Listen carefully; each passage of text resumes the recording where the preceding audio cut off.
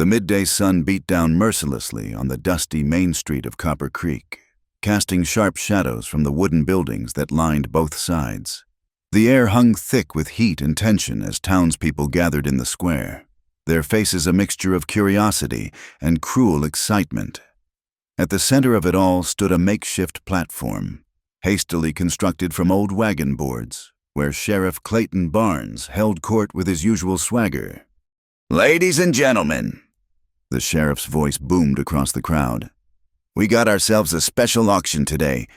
This here woman," he gestured with theatrical disdain, "has been disturbing the peace of our fine town with her unnatural ways." Eleanor Whitman stood on that platform with her chin raised high, though her wrists were bound with rough rope that had already rubbed her skin raw. Her crime. She wore men's trousers instead of a proper dress, and had dared to work at the telegraph office when the regular operator fell ill. Her auburn hair, usually pinned up neatly, now hung loose around her shoulders, disheveled from rough handling, but her green eyes blazed with defiance rather than fear. "She thinks she's too good for women's work," Barnes continued, playing to the crowd.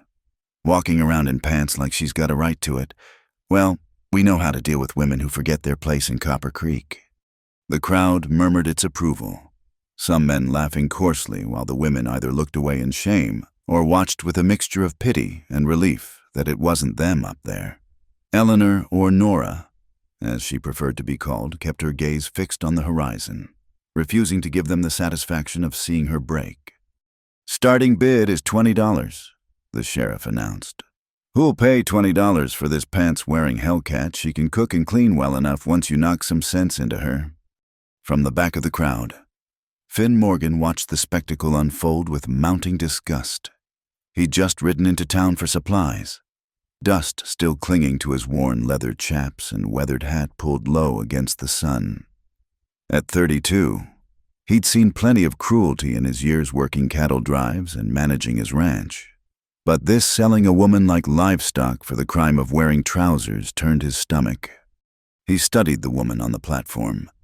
Despite her circumstances, she stood straight-backed and proud, her jaw set with determination. Something about her reminded him painfully of Caroline, his sister who'd been killed 5 years prior for similar crimes against propriety. Caroline had worn pants to work their family farm after their father died, and a group of men had decided to teach her a lesson about a woman's proper place. They'd left her body in a ditch. $25, called out Jake Morrison, a local rancher known for working his help into the ground. "She looks strong enough. My wife could use help with the washing." 30? This from Richard Thornton, who ran the saloon. The way his eyes raked over Eleanor made Finn's hands clench into fists. $40. Another voice chimed in, followed by crude laughter. "Bet she fights like a wildcat, too." Eleanor's composure cracked slightly at that, her hands trembling where they were bound. But she still refused to lower her gaze or beg. Finn admired her courage even as rage built in his chest at the whole disgusting display. $50 going once. Sheriff Barnes was enjoying himself, playing auctioneer with a human life. Finn had seen enough. He pushed through the crowd, his spurs jangling with each step. People parted before him. He was a big man, standing well over 6 feet with broad shoulders earned from years of hard labor. His reputation as a fair but formidable rancher preceded him. $200. Finn's deep voice cut through the noise like a knife. The entire square fell silent. $200 was more than most men made in 6 months. Every head turned to stare at him. Sheriff Barnes recovered first, greed lighting his eyes. "Well now, mister, Morgan didn't expect to see you bidding on $200, Finn repeated, pulling out his money pouch. "Cash, right now, and then you'll untie her and let her walk free." "Now hold on," Thornton protested. "You can't just—" "I just did." Finn's gray eyes were cold as winter steel as he met Thornton's gaze. "Unless you want to bid higher." No one spoke. $200 was an astronomical sum for a town where most folks scraped by on subsistence wages. Barnes looked uncomfortable now. Mr. Morgan, you understand she's been found guilty of public indecency and disturbing the peace. You'll be responsible for her behavior if— I understand you're selling a human being for wearing pants, Finn interrupted. Take the money or don't, Sheriff. But make up your mind. I've got cattle to tend. The sheriff snatched the bills from Finn's outstretched hand, counting them quickly. So the woman belongs to Mr. Morgan. She doesn't belong to anyone, Finn corrected, stepping onto the platform. He pulled out his knife, and Eleanor tensed, but he simply cut through the ropes binding her wrists. You're free to go wherever you please, ma'am. Eleanor stared at him, rubbing her chafed wrists, clearly struggling to process what was happening. What? You heard me. Finn stepped back, giving her space. Though if I were you, I'd consider leaving town for a spell. These folks seem to have strong opinions about your choice of clothing. The crowd was buzzing now, confused and angry at being cheated of their entertainment. Sheriff Barnes looked like he'd swallowed something sour. Now see here, Morgan, you can't just set her free. She's a menace to— To what? Finn turned on him. To your narrow minds, she wore pants and did a man's job. If that threatens you so much, maybe you ought to look at why you're so easily threatened. He offered Eleanor his hand to help her down from the platform. She hesitated, still wary, before accepting. Her palm was calloused working hands, not the soft hands of a woman who'd spent her life being decorative. I don't understand, she said quietly once they were on solid ground. Why would you— Ma'am, how about we discuss this somewhere that isn't the middle of a mob? Finn suggested, noting how the crowd was pressing closer, their mood turning uglier. She can't just leave, someone shouted. She ain't learned her lesson. Finn's hand moved to rest casually on the colt at his hip. The lady can wear whatever she wants when she's with me. Anyone who's got a problem with that is welcome to take it up with me personally. The threat in his voice was unmistakable. Finn Morgan wasn't known as a violent man, but everyone knew he'd fought in the war between the states and had held his ranch against claim jumpers and rustlers more than once. No one was eager to test him. This ain't over, Thornton spat. That woman's trouble. Morgan, you'll see. The only trouble I see is a town full of cowards who need to auction off a woman to feel like men. Finn replied, Come on, ma'am. My wagon's just outside town. Eleanor followed him through the parting crowd, her head high despite everything. Behind them, the townspeople muttered and cursed, but no one dared follow. At his wagon, Finn helped her up onto the seat, then climbed up beside her. As they rolled out of Copper Creek, Eleanor finally spoke. I still don't understand. You don't know me. Why would you spend so much money just to set me free? Finn was quiet for a long moment, his eyes on the dusty road ahead. My sister Caroline wore pants, he said finally. Worked our family farm like any man after our PA died. Some men in town decided she needed to learn her place. His jaw tightened. They killed her for it, left her body for the coyotes. Eleanor's breath caught. I'm sorry. So am I. Sorry I wasn't there to stop it. Sorry the world's full of small men who can't stand the sight of a strong woman. He glanced at her. But I could stop it today. That's worth $200 to me. They rode in silence for a while, the town falling away behind them. Finally, Eleanor asked, What happens now? Now you decide what you want to do. I've got a ranch about 10 miles north of Triple M. You're welcome to rest there, get cleaned up, figure out your next move. Or I can take you to the next town over if you prefer. Your choice. And if I choose to keep wearing pants, despite everything. Finn's mouth quirked in what might have been the ghost of a smile. Ma'am, you can wear whatever you damn well please. Anyone who says otherwise will have to go through me first. Eleanor studied him, this strange man who'd appeared like something out of a dime novel to rescue her. But this was no romantic fairy tale. She could see the pain in his eyes, the weight of loss he carried. He wasn't saving her because she was a damsel in distress. He was saving her because he couldn't save his sister. "The Triple M," she said finally. "I'll accept your hospitality, Mr. Morgan, at least for tonight." Finn nodded and clicked to the horses, urging them into a steady trot.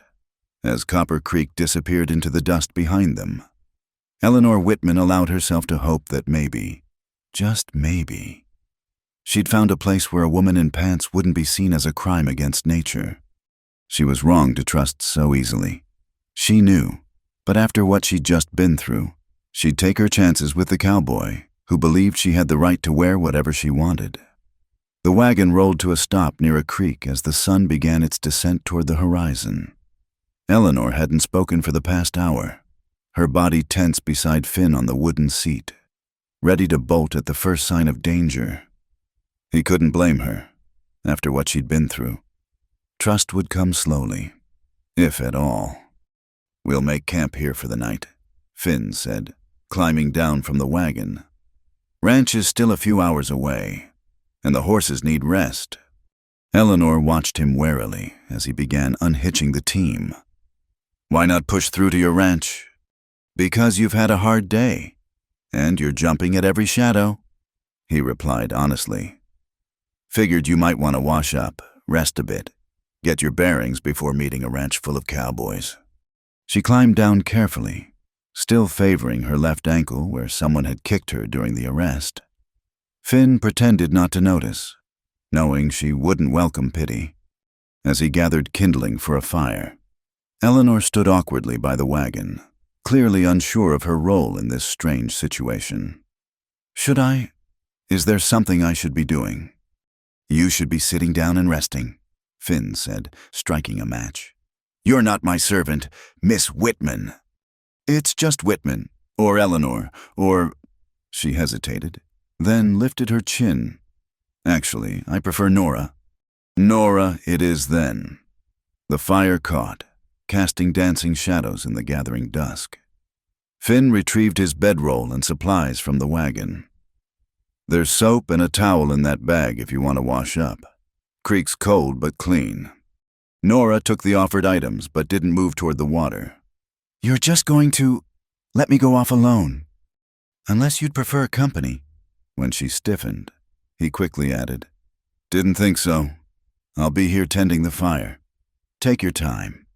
She studied him for a long moment, clearly trying to figure out his angle. Finally, she walked toward the creek, disappearing behind a stand of cottonwoods. Finn busied himself with preparing a simple meal of beans and biscuits, giving her privacy. When she returned 20 minutes later, her face and hands were clean, her hair damp and repinned. She'd tried to clean the dust from her men's shirt and trousers, but they still showed signs of rough treatment. A purple bruise was darkening along her jaw. "Sit," Finn said, gesturing to a log he'd pulled near the fire. "Food's almost ready." "I'm not hungry." "Sit anyway." His tone was gentle but firm. "When's the last time you ate?" She sat reluctantly. "Yesterday morning, I think, before they arrested me." Finn's jaw tightened, but he kept his voice neutral as he handed her a plate. "Eat slow.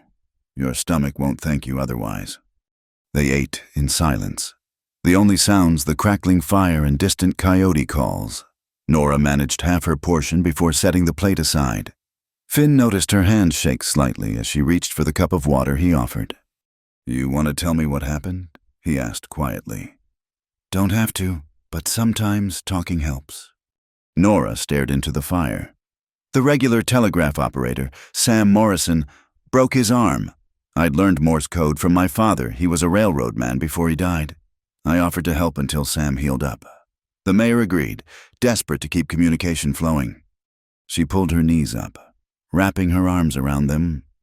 "Everything was fine for 2 weeks.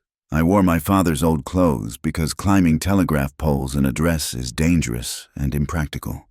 Then Sam's wife saw me and raised hell, said I was trying to steal her husband's job, corrupting the youth, undermining God's natural order. And wearing pants was the worst crime of all," Finn said dryly. "Apparently." Sheriff Barnes showed up yesterday morning with half the town behind him. They dragged me out of the telegraph office." Her voice went flat. The trial lasted 10 minutes. Judge Garrett said I was guilty of public indecency and disturbing the peace. The sentence was to be sold to whoever would take responsibility for reforming me. Christ! Finn ran a hand through his dark hair. "I'm sorry. For what you didn't do it." "No, but I'm sorry it happened. Sorry we live in a world where wearing practical clothing is a crime if you're a woman." Nora unwrapped her arms and looked at him directly for the first time since they'd stopped. "Why did you really pay $200 for me? And don't say it's because of your sister. That's a reason to hate men like those in town, not to bankrupt yourself for a stranger." Finn was quiet for a moment, poking at the fire with a stick. "You're right. It was about Caroline, but not just her. When I came back from the war, I found her buried behind our old homestead. The men who killed her were drinking in the saloon, bragging about teaching the Morgan girl her place." His voice remained steady, but Nora could see the tension in his shoulders. "I wanted to kill them. Came real close, but Caroline wouldn't have wanted that. She believed in being better than the people who'd hurt you. So I sold the homestead, bought the M, and built something good instead of letting hate eat me alive." "That doesn't explain today, doesn't it?" Finn met her eyes. "I couldn't save Caroline, can't bring her back, but I could stop those bastards from doing to you what was done to her. Maybe that's selfish, using you to ease my own guilt, but I'd rather be selfish than let another woman suffer for wearing pants." Nora was silent, processing this. "And now nothing's changed. You're free to go wherever you want. Do whatever you want. The M could use someone who knows telegraphy and letters, if you're interested in working, but that's an offer, not an obligation. You'd hire a woman to do more than cook and clean. I'd hire a qualified person. Don't much care what they wear while doing it." She laughed a short, disbelieving sound. "You might be the only man in the territory who feels that way." "Doubt that. Just might be the only one willing to say it out loud." Finn stood, stretching. "I'll bed down on the other side of the fire. Blankets in the wagon if you need them. You're not going to—" She stopped, biting her lip. "Going to what force myself on you?" Finn's voice hardened. "No, Nora, I'm not. Any man who'd do that to a woman isn't a man at all, just an animal wearing human clothes." He grabbed his bedroll and moved to the far side of the fire, giving her as much space as the campsite allowed. As he settled in, he added, "There's a rifle in the wagon. You know how to use it." "Yes." "Good. It's loaded. Anyone bothers you in the night, including me, you shoot first and ask questions later." Nora stared at him. "You're giving me a loaded gun." "Why wouldn't I? You're not my prisoner." He pulled his hat low over his eyes. "Get some rest. We'll reach the M by noon tomorrow." She sat by the fire for a long time, watching him, his breathing evened out, suggesting sleep, though she suspected he remained alert. Everything about this situation screamed danger, a strange man. Isolated location, her complete dependence on his goodwill, but he'd cut her bonds, offered her freedom, given her a weapon. Either Finn Morgan was the best liar she'd ever met, or he was that rarest of creatures, an honest man. Moving quietly, she retrieved blankets from the wagon and made her own bed near the fire. The rifle lay within easy reach. She thought she'd lie awake all night, ready for betrayal, but exhaustion pulled her under. She woke once to find Finn adding wood to the dying fire. He moved carefully, trying not to disturb her, and returned to his bedroll without a word. The small gesture of consideration undid something inside her, and she had to blink back unexpected tears. When dawn broke, painting the sky in shades of pink and gold, Nora found Finn already up, making coffee over the rebuilt fire. He nodded to her, but didn't speak until she'd had time to splash water on her face and return. "Coffee, please." She accepted the tin cup gratefully, wrapping her hands around its warmth. "Mr. Morgan." "Finn, if you're going to be pointing rifles at me, We might as well use first names. Despite everything, she smiled slightly. Finn, then thank you for yesterday, for treating me like a person instead of property. Don't thank me for basic decency. That should be the standard, not the exception. He poured his own coffee. Though I appreciate the sentiment. They broke camp efficiently, Nora helping without being asked. As they climbed back onto the wagon, she felt some of yesterday's terror finally beginning to ease. She was still wary, still ready to run if needed, but for the first time in days, she allowed herself to hope that maybe she'd found a safe harbor in the storm. Tell me about the Triple M, she said as the wagon rolled north. Finn's face softened slightly. 600 head of cattle, dozen horses, and the best crew in the territory. We run things different than most fair wages, decent quarters, and no tolerance for cruelty to man or beast. And you really need someone who knows letters and numbers. Desperately, I can manage basic accounts, but the paperwork's been piling up something fierce. Lost my last bookkeeper when he decided California gold was more appealing than Texas cattle. I'm good with numbers, Nora offered quietly. Ran my father's accounts before he died. Then we might just be able to help each other. Finn glanced at her. If you're interested. She thought about her alternatives, running to another town where the same thing might happen, trying to make it alone in a world that had just shown her exactly what it thought of independent women. I'm interested, but I'm not changing how I dress. Wouldn't ask you to, though fair warning you'll cause a stir among the hands at first. They're good men, but they're not used to women in pants. I can handle stares and whispers. I believe you can. Finn clicked to the horses, urging them up a rise. Welcome to the Triple M, Nora. Let's see if we can scandalize some cowboys. As they crested the hill and the ranch spread out before them, Nora felt something she hadn't experienced since her father's death possibility. It wasn't trust, not yet, but it was a beginning. The night settled over the Triple M ranch like a heavy blanket, bringing with it the familiar sounds of cattle lowing in the distance and horses shifting in their stalls. Nora lay on the narrow bed in the small cabin Finn had shown her to, staring at the rough-hewn ceiling beams, every creak of the wood, every distant footfall, had her muscles tensing, ready to bolt. She'd kept the rifle Finn had given her propped against the wall within arm's reach. Her boots remained on her feet, laced tight. The door had a solid bar across it, which she'd dropped into place the moment Finn left. Still, sleep eluded her. The day had been overwhelming. The ranch hand's reactions to her arrival ranged from slack-jawed amazement to poorly concealed disapproval. Only the foreman, a grizzled man named Hank Garrett, had met her eyes directly, though his expression gave nothing away. The cook, Jose, had muttered something in Spanish that didn't sound complimentary.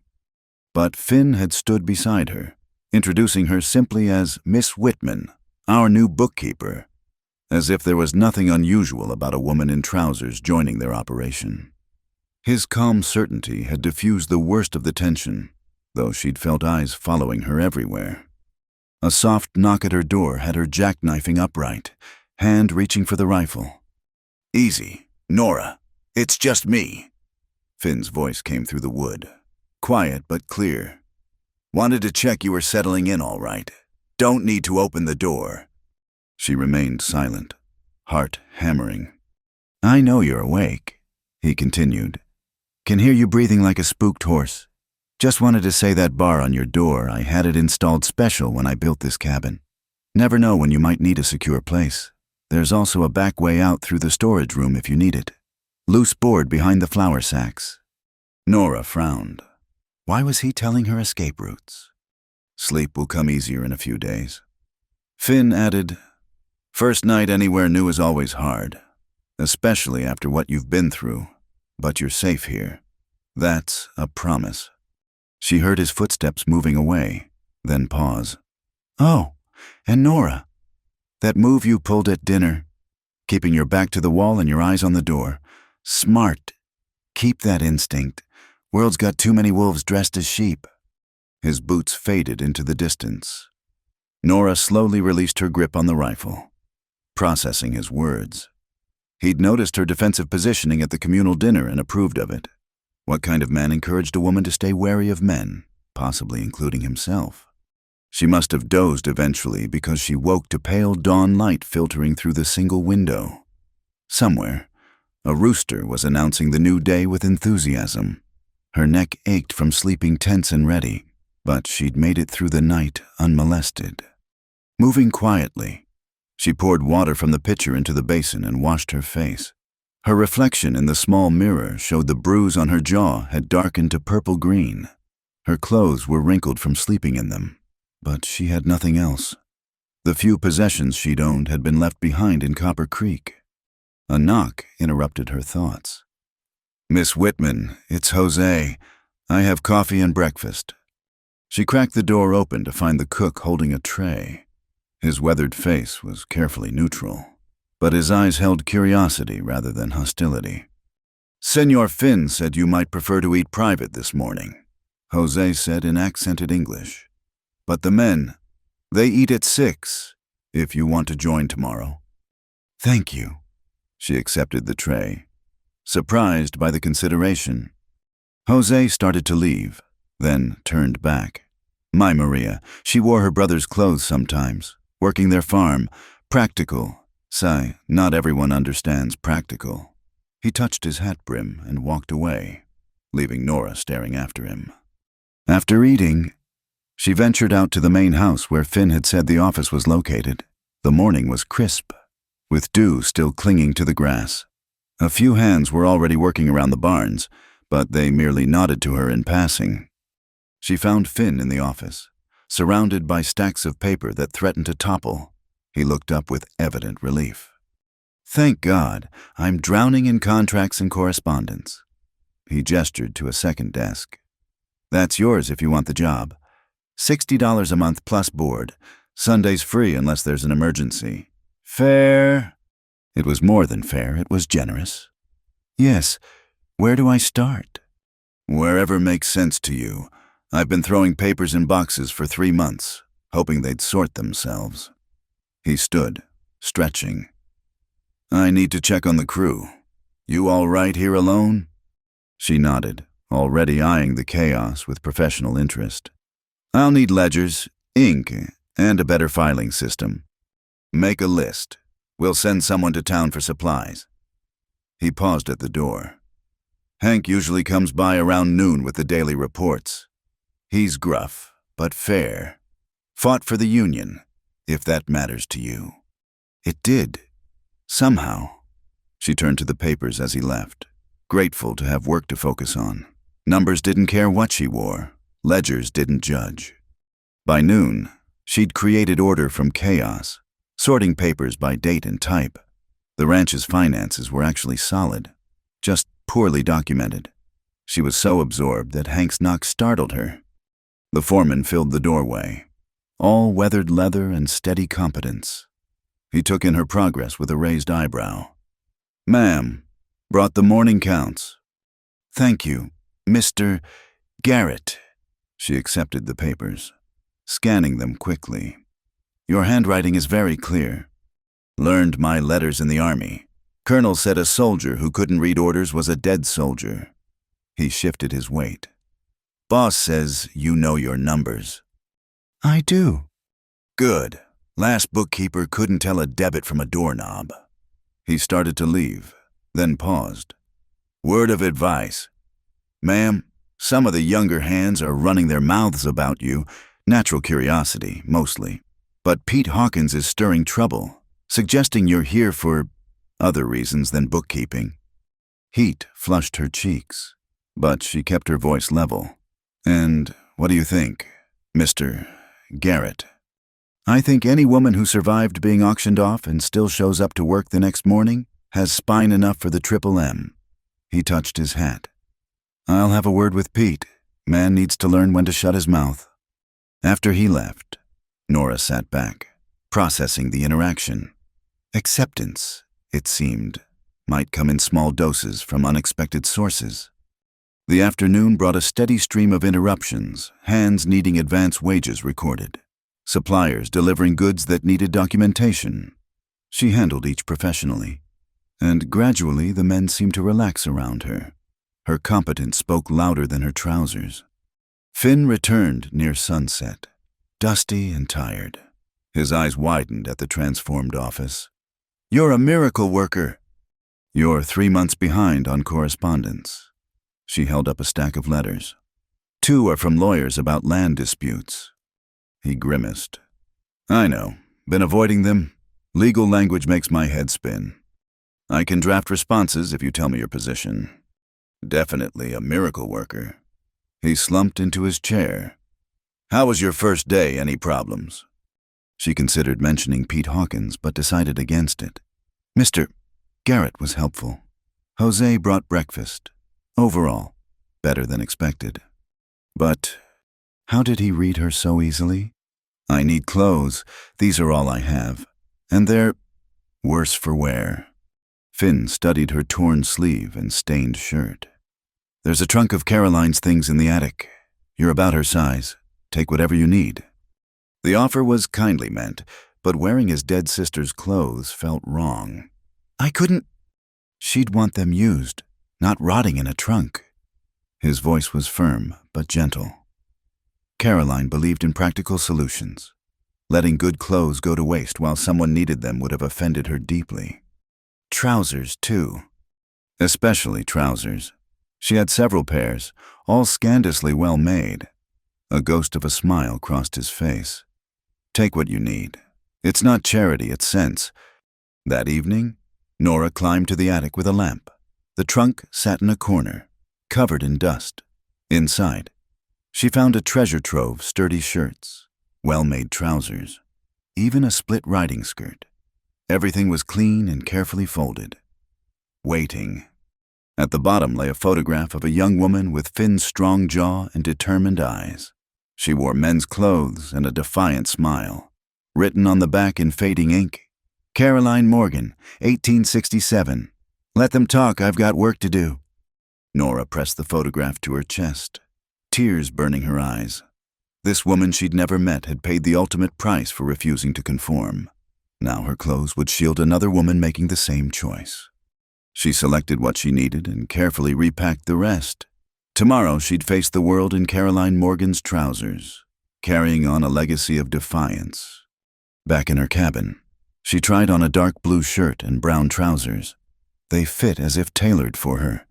In the mirror, she looked like herself again, not the victim from the auction block, but a woman with work to do. Another knock came as she was preparing for bed. This time she recognized Finn's tread. "Found what you needed," he called through the door. She opened it a crack. "Yes, thank you. They fit perfectly." He took in her appearance with a satisfied nod. Caroline would be glad. Clothes should be worn, not enshrined. He handed her a wrapped package. "Jose's wife sent these. Said a working woman needs options." Inside were undergarments and a nightgown. Practical but well made. Nora's throat tightened. "Please thank her for me." "Thank her yourself at Sunday dinner. Maria's curious to meet the woman causing such a stir." He stepped back. "Sleep well. Nora, tomorrow's a full day."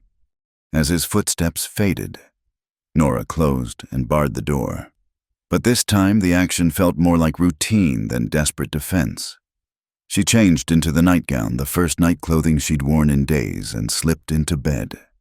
The rifle remained within reach. Her boots stayed nearby. But for the first time since her arrest, she felt something approaching safety. Not trust, not yet.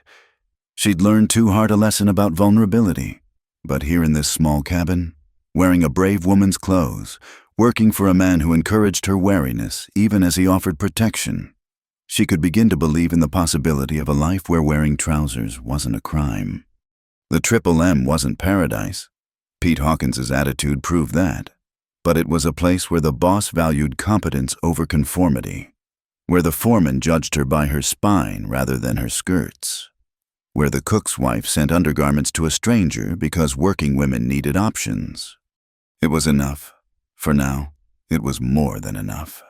As sleep finally claimed her, Nora's last thought was of Caroline Morgan's photograph and the words that could have been her own motto, "Let them talk, I've got work to do." Tomorrow, she'd do that work in trousers, with her head held high, just as Caroline would have wanted. The morning sun cast long shadows across the Triple M's dusty yard as Finn found Nora already at work in the office. Ledgers spread before her like a general planning a campaign. 3 weeks had passed since her arrival, and she'd transformed the administrative chaos into something resembling order. "You're up early," he observed, setting a cup of coffee beside her. The Patterson contract needed reviewing before their representative arrives. She didn't look up from her figures. "They're trying to short us 20 head from the original agreement." Finn leaned over her shoulder, studying the numbers. She'd caught what he'd missed, a subtle alteration in the delivery terms that would cost the ranch significantly. "Good catch. What do you recommend?" "Counteroffer. Honor the original terms or reduce the total by 30 head instead of 20. They're getting prime beef at last year's prices. They can afford to be honest." "Draft it. I'll sign whatever you think is fair." He straightened, impressed once again by her sharp mind. "Actually, I wanted to talk to you about something else. There's a Cattlemen's Association meeting in town next week. I need someone who understands contracts and can spot the kind of tricks Patterson just tried." Nora's pen stilled. "You want me to attend in Copper Creek?" "Different town. Millwood. About 30 miles east. Bigger place. More progressive attitudes." He paused, reading her tension. "You'd be there as the Triple M's bookkeeper. Nothing more. I'll handle anyone who has a problem with it." She set down her pen carefully. "Mr. Morgan." "Finn?" "Finn, I appreciate your confidence, but taking me to a public meeting, it could damage your reputation. Bad enough you've hired me, but to parade me in front of the other ranchers, let me worry about my reputation." His gray eyes were steady. "You've saved this ranch more money in 3 weeks than I've made in profit some months. If the others can't see past your trousers to your competence, that's their loss." Before she could respond, hoofbeats thundered into the yard, through the window. They saw Hank dismounting, his usually calm face tight with concern. "Boss, we got trouble," he called, spotting them through the window. "Sam Morrison's here. Says his brother Jake's coming with a group from Copper Creek. Something about stolen property." Nora went rigid. Finn's hand briefly touched her shoulder, reassurance. Not restraint before he strode outside, she followed, despite every instinct screaming at her to run. Sam Morrison sat his horse uneasily, clearly uncomfortable with his mission. Behind him, a dust cloud announced the approach of riders. "Mr. Morgan, I'm sorry about this. Jake's got it in his head that the woman belongs in Copper Creek. Sheriff Barnes gave him some paper. Any paper Barnes signed isn't worth the match to burn it," Finn said flatly. "Miss Whitman is employed here legally. That's the end of it." The riders arrived in a thunder of hooves. Jake Morrison, Richard Thornton from the saloon, and 3 other men Nora recognized from the auction. They spread out in a semicircle, attempting intimidation. "Well, well." Thornton's eyes found Nora. "Still wearing pants. I see. Some people never learn their place." "State your business or get off my land." Finn's voice carried the kind of quiet menace that raised hackles. Jake Morrison produced a folded paper. "Judge Garrett issued a warrant. Says she's mentally unstable, prone to delusions. Her family in Boston wants her returned for proper treatment." "I don't have family in Boston," Nora said, finding her voice. "My only family is an uncle in San Francisco." "See?" Jake smirked. "Delusions. Poor thing can't even remember her own kin." Finn took the paper, scanning it quickly. "This is horseshit. Begging your pardon, Nora, but there's no other word for it. No official seal. No proper legal language.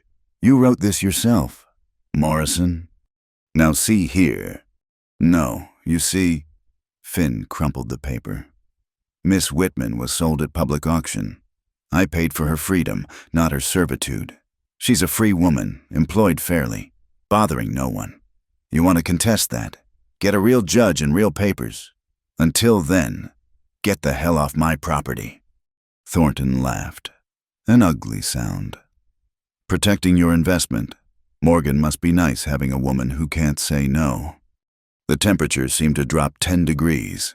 Every Triple M hand in earshot went still. "Careful," Finn said softly. "That's the kind of talk that gets a man killed." "Is it?" Thornton's hand drifted toward his gun. "Maybe we should settle this properly, man to man." "Stop." Nora stepped forward, surprising everyone. "Mr. Thornton, what do you really want? It's not about me wearing trousers or being mentally unstable. So what is it?" Thornton's face darkened. "You took a man's job. Sam Morrison's got a family to feed, and you waltzed in playing at being a man." "I took a job Sam couldn't do with a broken arm," Nora interrupted. "I kept the telegraph running when the town needed it. I'm sorry if that threatens you, but I won't apologize for being competent." "Competent?" Jake spat. "You're an abomination. Women like you are why society's falling apart." "Society seems to be doing fine," Finn observed. "The only thing falling apart is your attempt to kidnap one of my employees." Sam Morrison shifted uncomfortably. "Jake, maybe we should go. This ain't right." "Shut up, Sam!" Jake's face was red with anger. "You're either with us or against us." "Then I guess I'm against you." Sam turned his horse. "This is wrong, and Ma would tan your hide for participating. I'm going home." His defection took the wind from Jake's sails. The other men looked uncertain, the mob mentality wavering. Hank and several Triple M hands had drifted closer during the confrontation, their message clear. Thornton noticed and reassessed his position. "This isn't over," he warned. "That woman is trouble. Morgan, when she shows her true colors, and she will remember we tried to warn you." "I'll keep that in mind." Finn's tone suggested he'd do no such thing. "Now get off my land before I forget my manners entirely." The men retreated, Thornton shooting venomous looks over his shoulder. Only when the dust settled did Nora realize she was trembling. "Inside," Finn said quietly. "Jose, bring whiskey to the office. Hank, post a watch. I don't trust Thornton not to circle back." "In the office?" Nora sank into her chair, the confrontation's aftermath hitting her. "They won't give up. They'll keep coming, keep making trouble. I should leave." "You should drink this." Finn pressed a glass into her hands. "And then you should tell me about this uncle in San Francisco." She sipped the whiskey, letting it burn away the fear. "Henry Whitman, my father's brother. He owns a shipping business. I wrote to him after father died, but relations between them were strained. I never heard back." "Would he vouch for you? Confirm you have no family in Boston?" "I don't know. Maybe. If he got the letter." "Then we'll telegraph him." Finn sat back. "In the meantime, you're not going anywhere.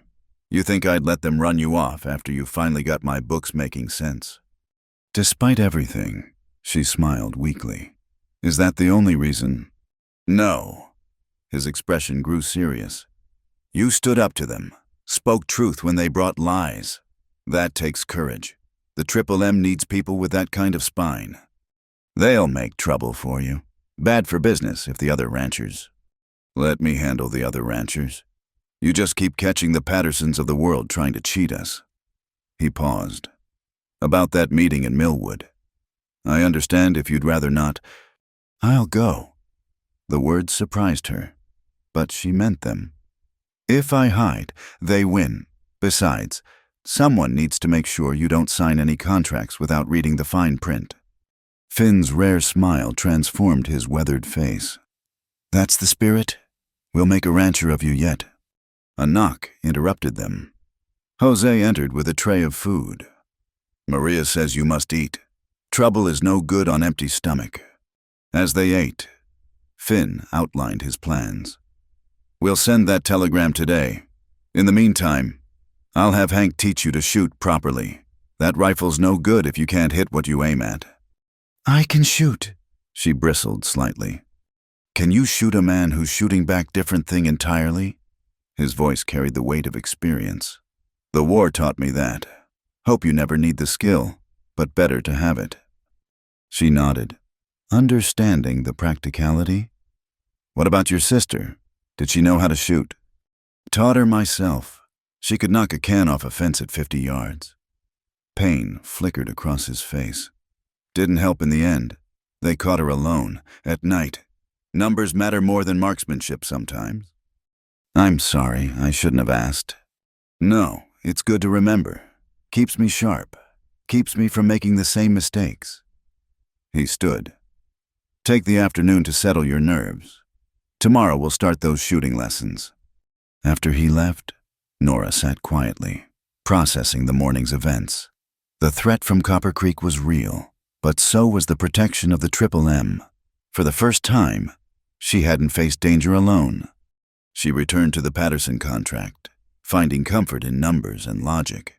But part of her mind kept circling back to Finn's quiet fury when Thornton had made his vile suggestion.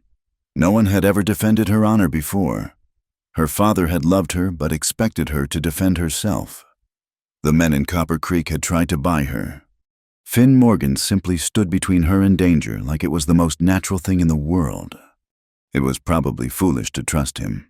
Experience had taught her that men's protection came with a price. But as she worked through the afternoon, hearing the normal sounds of ranch life outside, she allowed herself to hope that maybe, just maybe, she'd found an exception to the rule. The telegram to San Francisco would go out with the evening mail. Until then, she'd do what Caroline Morgan would have done: work hard, shoot straight, and let them talk. The Triple M had given her sanctuary. She'd be damned if she'd let Thornton and his ilk drive her from it.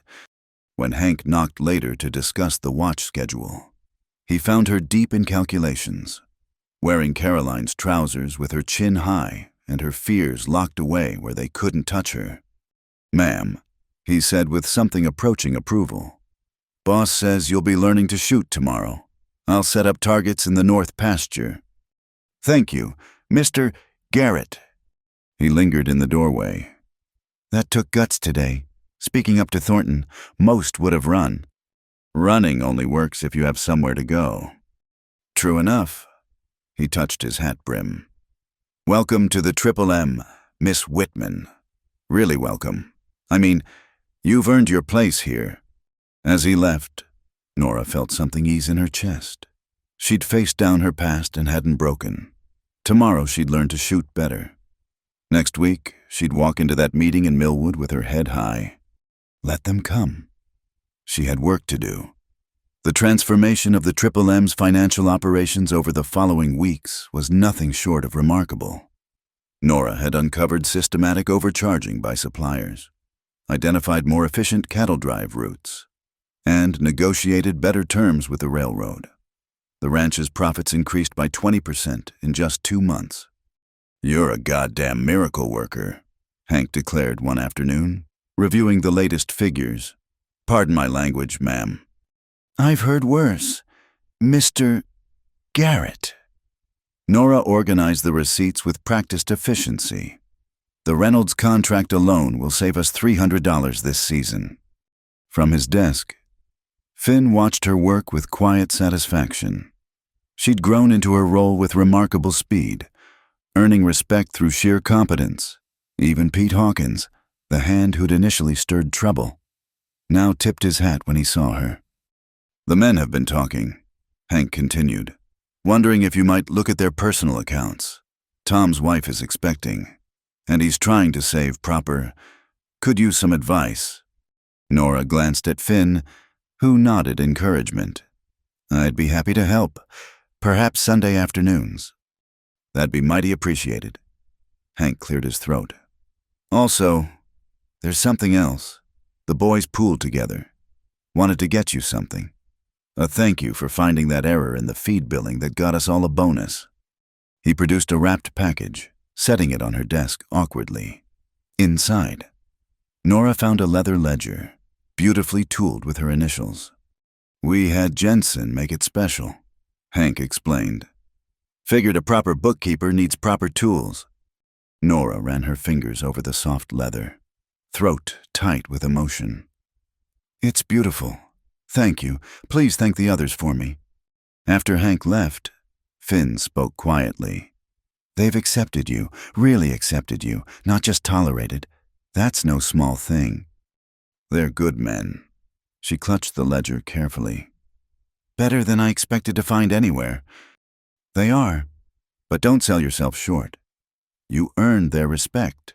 He stood, stretching. "Speaking of which, the Millwood meeting is tomorrow. Still willing to go?" "Yes." She'd been preparing for days, reviewing every contract and agreement. "I've made notes on the proposed association changes. Some of them are designed to favor the larger operations at the expense of ranches like ours. See, this is why I need you there." He paused at the door. "Wear whatever makes you comfortable. I'll handle anyone who objects."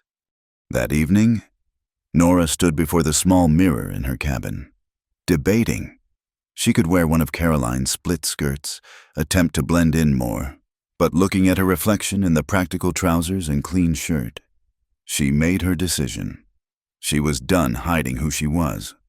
The next morning dawned clear and cool. Nora dressed carefully in her best trousers, a dark brown pair that Caroline had obviously saved for special occasions, and a crisp white shirt. She pinned her hair up neatly and grabbed her new ledger. Finn waited by the wagon, dressed in his own finest. His eyes swept over her appearance approvingly. "Ready?" "As I'll ever be." The ride to Millwood took 3 hours. They talked easily about ranch business, the comfortable partnership they'd developed making conversation flow naturally. As the town came into view larger and more prosperous than Copper Creek, Nora's nerves returned. "Remember," Finn said, sensing her tension, "you belong there as much as anyone, more than most, considering you actually understand the contracts we'll be discussing." The meeting was held in the Grand Hotel's dining room. As they entered, conversation stuttered to a halt. 20 pairs of eyes fixed on Nora, reactions ranging from surprise to disapproval to outright hostility. Morgan, Thomas Brightwater, owner of the largest ranch in the county, approached them. "This is a closed meeting. No. Guests allowed." "Miss Whitman isn't a guest. She's my bookkeeper and financial advisor." Finn's tone was pleasant but firm. "The notice said members could bring one representative. She's mine." The notice assumed that representative would be appropriate. Brightwater's gaze raked over Nora's trousers with distaste. "She's entirely appropriate. Best bookkeeper in the territory." Finn moved past him. "Shall we find seats?" They sat at a table near the middle, Nora keeping her expression neutral despite the whispers swirling around them. She opened her ledger and began reviewing her notes, projecting calm professionalism. "Is that really a woman in trousers?" The loud whisper came from a young man at the next table. "What's Morgan thinking?" "Hush, William," an older rancher replied. "That's his business." The meeting was called to order by Association President Harold Jameson. As they worked through routine business, Nora noticed several ranchers sneaking glances at her. She kept her focus on the proceedings, making careful notes. Then came the proposed changes to the association bylaws. As Jameson read through them, Nora's concern grew. Hidden in bureaucratic language were provisions that would squeeze smaller operations. "The new fee structure seems quite reasonable," Brightwater said when Jameson finished. "I move to approve." "I object." Finn stood. "I'd like my bookkeeper to explain the real implications of these changes." Jameson frowned. "This is highly irregular. So is trying to pass provisions that will bankrupt half the ranches in this room." Finn gestured to Nora. "Miss Whitman, please enlighten these gentlemen." Nora stood slowly, aware of every eye upon her. She opened her ledger and began in a clear, steady voice. "The proposed fee structure appears reasonable on the surface. However, when combined with the new transportation requirements in Section 3, smaller ranches will see their costs increase by 40%. That's preposterous, Brightwater blustered. It's mathematics. Nora turned to specific calculations. A ranch running less than 1,000 head will pay proportionally 3 times more than larger operations. Additionally, the mandatory insurance provisions in Section 5 favor the company owned by Mr. Brightwater's brother-in-law. Murmurs rippled through the room. Several smaller ranchers leaned forward, suddenly paying attention. "Let me see those figures," demanded Carl Peterson, who ran a mid-sized operation. Nora passed her ledger around, explaining the calculations to each rancher who asked. Within minutes, the mood of the room had shifted dramatically. "By God, she's right," Peterson exclaimed. "They're trying to squeeze us out." "This is exactly why women shouldn't be involved in business," Brightwater snapped. "They don't understand the larger picture." "The larger picture being your profits," Nora interrupted, her patience finally fraying. "I understand perfectly. You're using the association to eliminate competition." The room erupted in arguments. Jameson pounded his gavel futilely, while accusations flew. Through it all, Finn stood beside Nora, a solid presence at her back. When order finally restored, a vote was called. The proposed changes were defeated decisively. "This isn't over," Brightwater warned as the meeting adjourned. "You've made a mistake, Morgan, bringing this creature into our business. The only mistake was yours, trying to cheat honest ranchers." Finn's voice carried clearly. "And if you refer to Miss Whitman as anything other than a lady again, we'll settle it outside." As they left the hotel, several ranchers approached to thank Nora personally. Peterson shook her hand vigorously. "Ma'am, you saved my ranch today. I don't give a damn what you wear. You're welcome at my table any time." Others echoed the sentiment. By the time they reached the wagon, Nora had received 6 invitations to review contracts and 3 job offers. "I'm not letting you go," Finn said as they drove away. "Just so we're clear on that." Nora laughed, the tension of the day finally releasing. "I wasn't planning on leaving, though it's nice to be wanted." "You handled that brilliantly." Brightwater looked like he'd swallowed a wasp when you exposed his insurance scheme. "He'll cause trouble over this." "Let him try." Finn's jaw set stubbornly. "The association needed shaking up. You did them a service, whether they all realize it yet or not." As Millwood faded behind them, Nora reflected on the day. She'd walked into that room expecting hostility and judgment. She'd found both, but also unexpected allies. Her competence had spoken louder than her clothing. "Thank you," she said quietly, "for standing by me, for giving me the chance to prove myself." "You don't owe me thanks for doing what's right," he glanced at her. "Besides, it was pure self-interest. Do you know how much money you've made this ranch? $4,237 above projected earnings." She smiled at his startled look. "I keep very careful track." "Of course you do." He shook his head in admiration. "Worth every penny of your salary and then some."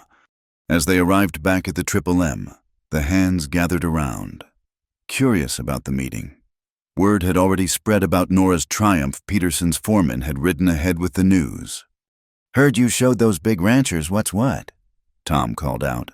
"Good for you, Miss Whitman." "Made them look like fools," another added. "About time someone did." Jose appeared with coffee and sweet bread. "A celebration, the señorita who makes numbers dance." As Nora was swept into the warmth of the Triple M family, she felt something she hadn't experienced since her father's death: belonging. Not just acceptance, but genuine appreciation for who she was and what she could do. Later that evening, as she updated the ranch ledgers in her new leather book, she thought about Caroline Morgan, another woman who'd refused to be limited by others' expectations. Nora hoped she was making her proud.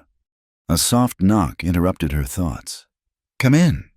Finn entered, carrying a telegram. This came while we were gone, from San Francisco. Nora's heart jumped as she took it with trembling fingers. Her uncle's response was brief but clear. Confirm Eleanor is my only niece. No Boston relations. If she needs haven, always welcome here. Henry Whitman. Well, Finn said gently, that settles any legal challenges. You've got options now. Options. The word sat strangely in her mind. For so long, she'd had none. Now she had choices: stay at the Triple M where she'd found respect and purpose, or go to San Francisco where family waited.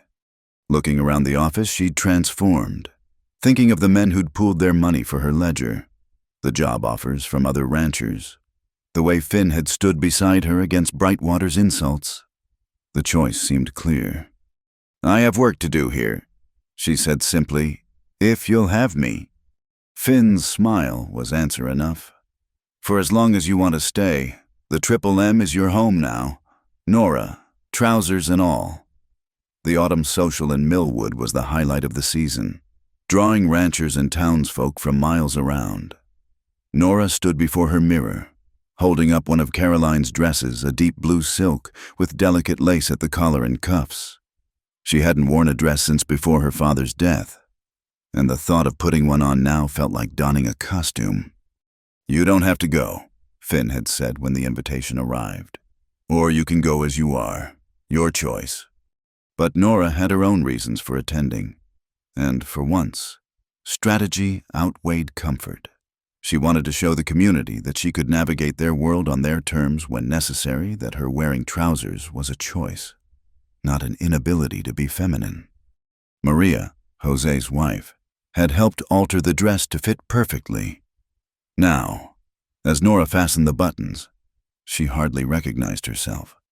The woman in the mirror looked elegant, refined, nothing like the pants-wearing bookkeeper who calculated profits and losses. A knock at her door interrupted her thoughts. It's Maria. I brought something. The older woman entered carrying a small box. My mother's combs. They'll look beautiful in your hair. She studied Nora with approval. Ah, señorita. You'll stop hearts tonight. That's not my intention, Nora said, though she accepted help with her hair gratefully. No, then why the dress? Maria's knowing smile made Nora flush. Perhaps for a certain rancher who looks at you like you hung the moon. Finn doesn't... We're not... Nora fumbled for words. It's a professional relationship. Sam, very professional how he nearly shot Thornton for insulting you. Very businesslike how he watches you when you're not looking. Maria secured the last pin. There, beautiful. Nora turned to the mirror and caught her breath. The elaborate updo with Spanish combs transformed her appearance completely. She looked like she belonged in a San Francisco ballroom, not a Texas ranch. Remember, Maria said softly, wearing the dress doesn't change who you are. It's just cloth, like the trousers. What matters is the woman inside. When Nora emerged from her cabin, conversation in the yard stopped. The hands stared openly until Hank barked at them to mind their business. Finn, waiting by the buggy in his formal black suit, went very still. You look... He cleared his throat. That is, the dress suits you. Don't get used to it, she warned, accepting his hand up into the buggy.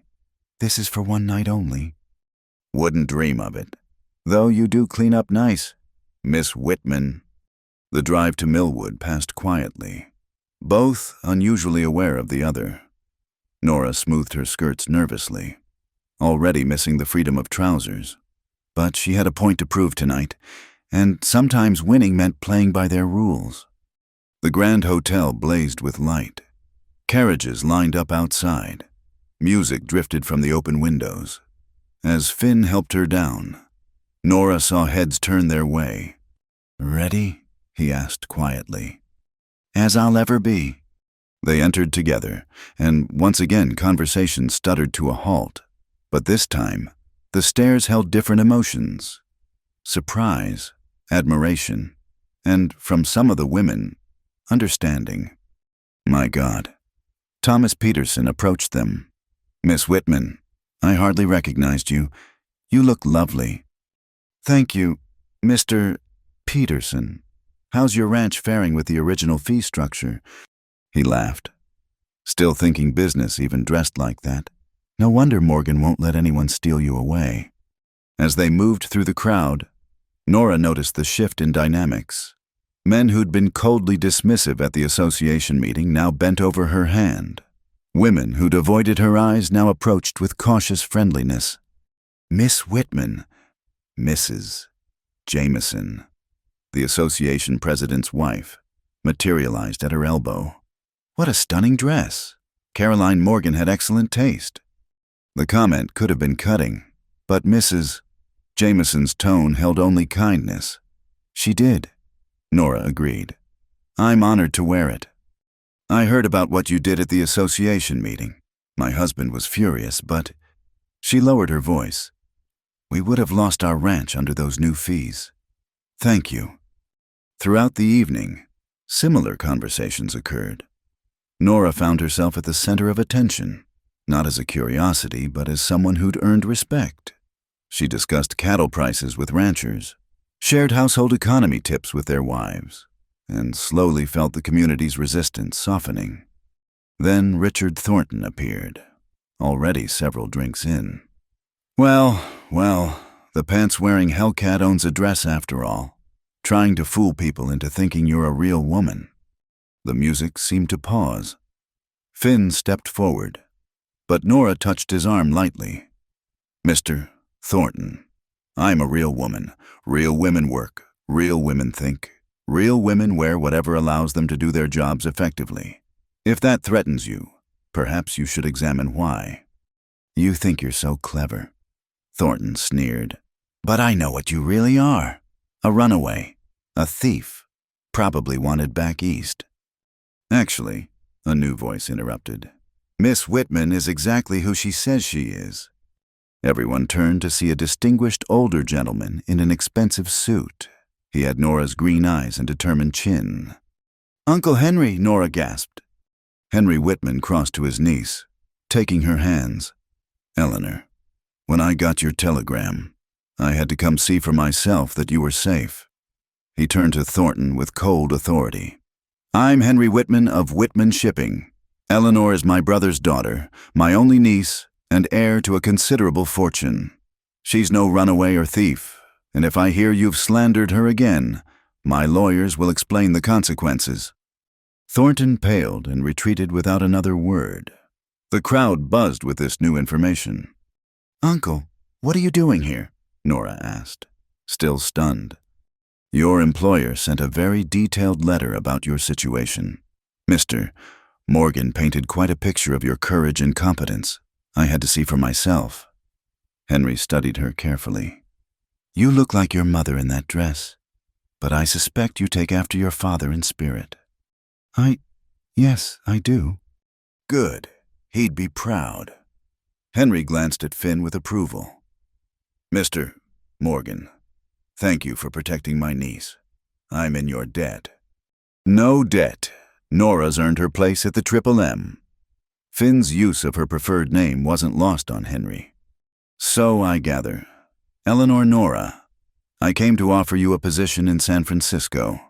Head of accounting for Whitman Shipping. The job's yours if you want it.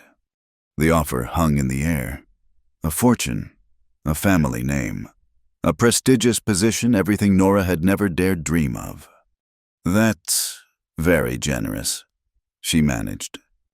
It's practical. You've got the best business mind in the family. But, Henry smiled, something tells me you've already found your place. Before Nora could respond, the band struck up a waltz. Finn turned to her. Would you dance with me? Seems a shame to waste that dress. She accepted his offered hand, aware of her uncle's knowing look. On the dance floor. Finn led with surprising grace. You can waltz, she asked. My mother insisted, said a gentleman should know how to properly escort a lady. His hand at her waist was properly positioned, but warm through the silk. You're full of surprises tonight. I wanted them to see I choose to wear trousers, that it's not because I can't be feminine. You succeeded. Brightwater's wife hasn't taken her eyes off you. Pure envy. He spun her carefully. Your uncle seems nice. He does. I barely remember him. He and Father quarreled years ago.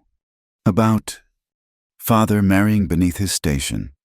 Mother was a school teacher, not society. She smiled wryly. Ironic that I'm now even less acceptable. I disagree. You're entirely acceptable. More than acceptable. Something in his voice made her look up, catching an expression on his face that made her breath catch. Finn. I know. Professional relationship. I respect that.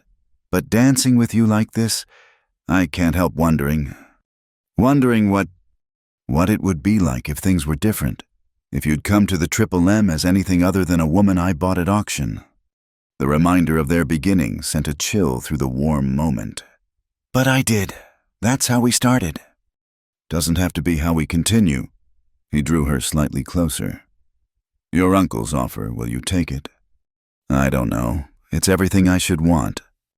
But not everything you do want.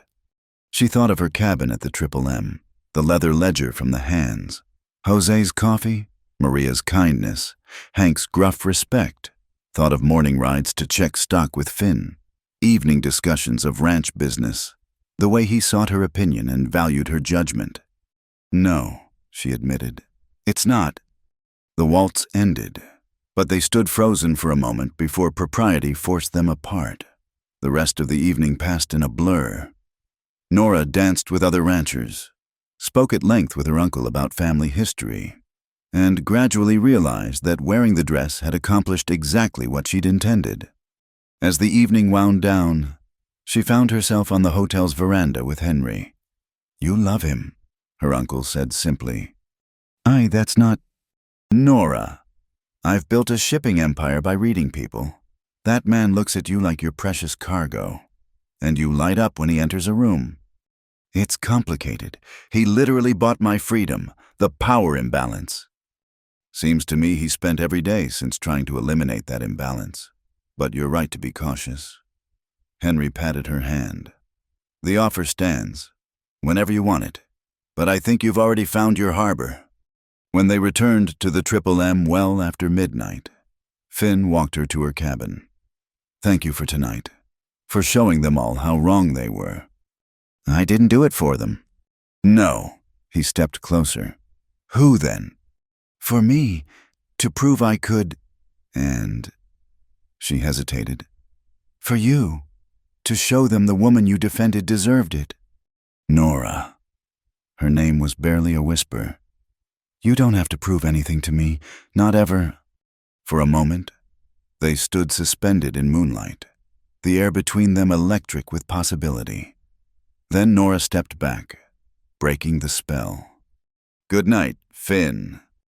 Good night.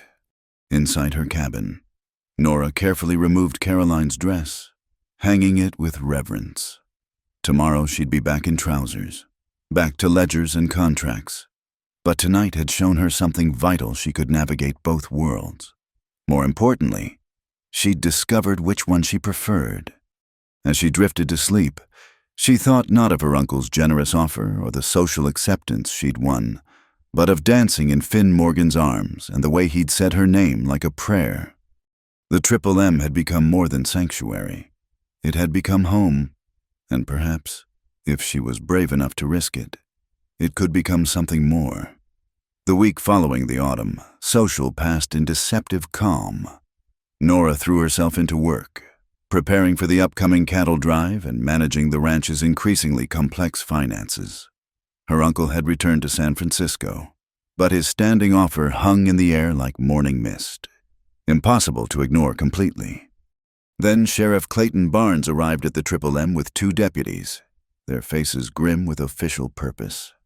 Miss Whitman, Barnes said, not bothering to dismount. I have papers here requiring your immediate attention. Finn emerged from the barn, Hank close behind. Several hands drifted closer, sensing trouble. What kind of papers? Finn's voice carried warning. Barnes produced a thick document. Legal summons from the Commonwealth of Massachusetts. Seems Miss Whitman here is wanted for theft, fraud, and abandoning her legal guardians." "That's impossible," Nora said, though her hands trembled as she took the papers. "I have no connections to Massachusetts."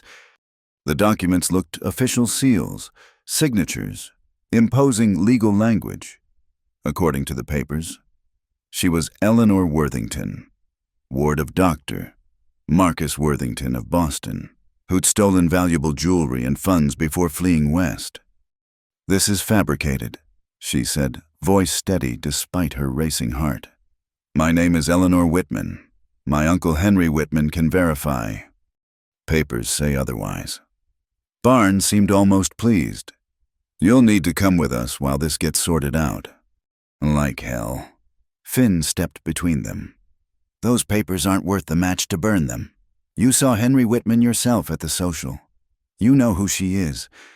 "I saw a man claiming to be her uncle. Could have been anyone part of the fraud." Barnes rested his hand on his pistol. "Don't make this difficult. Morgan, the only difficulty is you trying to arrest an innocent woman on obviously forged documents." Finn's own hand hovered near his gun. "Who put you up to this, Thornton Brightwater?" Barnes's eye twitched until Nora filed away. "Nobody put me up to anything. I'm following the law." "Then you won't mind if we verify these papers before Miss Whitman goes anywhere." Hank had moved to flank Finn. "Send a telegram to Massachusetts. Confirm this doctor. Worthington exists." "The papers are all the confirmation needed," Barnes insisted, but sweat beaded on his forehead despite the cool morning. "Actually," Nora said, her mind racing through legal procedures, "I have the right to see a judge before being detained. These papers are an extradition request, not an arrest warrant, under territorial law." "Don't quote law to me, woman." "Why not afraid she knows it better than you?" Finn's voice was dangerously quiet. "Here's what's going to happen. We're going to telegram Massachusetts, San Francisco, and the territorial judge in Austin. Until we get responses, Miss Whitman stays right here." "You're obstructing justice." "I'm preventing a kidnapping." Finn drew himself to full height. "You want to take her come back with real papers and a federal marshal. Until then, get off my land." Barnes looked between Finn, Hank, and the gathering ranch hands. The odds weren't in his favor. "This ain't over. When those telegrams confirm the papers, you'll be arrested too for harboring a fugitive." "I'll take that chance." After Barnes left, Nora sank into a chair on the porch, the forged documents crumpled in her lap. They won't stop. Whoever's behind this Thornton, Brightwater, or someone else, they'll keep trying. Let them try. Finn sat beside her, close enough that their shoulders touched. "We'll fight every false charge they invent." "Why?" She turned to him, genuinely bewildered. "Why keep fighting for me? This is hurting your business, your reputation." "Because it's right. Because you've done nothing wrong except refuse to conform to their narrow ideas." He paused, then added quietly, "Because I can't imagine the Triple M without you." Before she could respond, Jose came running. "Senor Finn riders coming. Many riders."